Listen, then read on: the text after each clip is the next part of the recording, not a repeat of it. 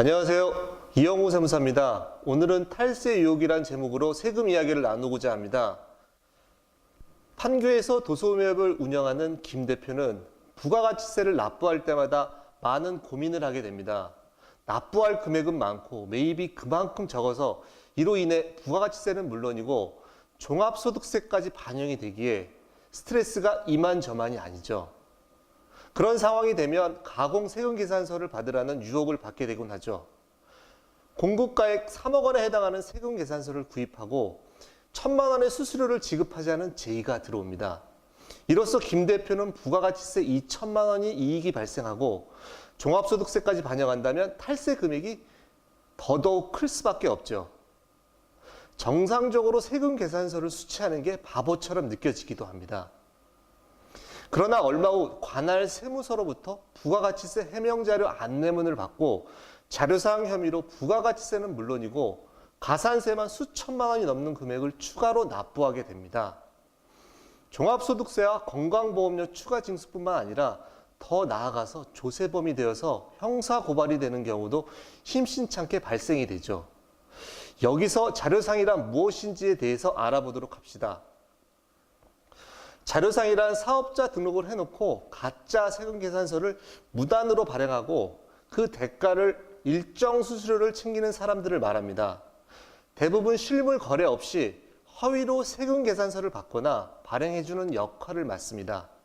다시 말해 허위 세금계산서를 발행해서 거래 상대방에게 부가가치세를 부당하게 공제받도록 해줍니다. 무자료로 상품을 판매하는 자로부터 허위 세금계산서를 대신 받아 거래를 정당화시키기도 합니다.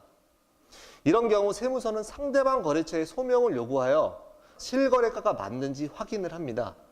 세무서에서 소명을 요구하는 케이스는 고정거래처가 아닌 거래처로부터 갑자기 거래를 많이 한 경우에, 그리고 사업자 간의 취급 품목이 아닌 세금계산서를 서로 주고받은 경우, 그리고 원거리 사업자와 거래한 경우에도 있습니다.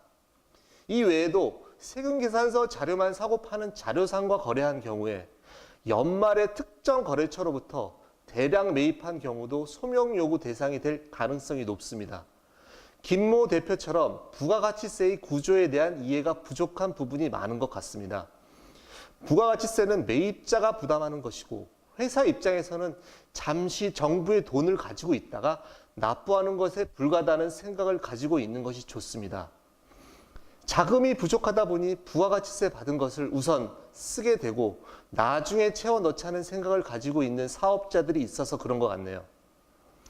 부가가치세 납부 계좌를 개설하여 사용한다면 부가가치세 납부 시 그 문제를 조금이나마 해결할 수 있을 거라고 생각됩니다. 매입 거래는 원칙적으로 적격 증빙 영수증을 수취한 경우에 부가가치세를 공제하는 것이 기본 구조입니다. 10% 부가가치세가 부담이 돼서 종종 무자료로 거래하는 경우가 있는데 이것은 부가가치세는 물론이고 종합소득세까지 반영된다는 점을 잊지 말고 증빙 관리에 철저히 해야 합니다.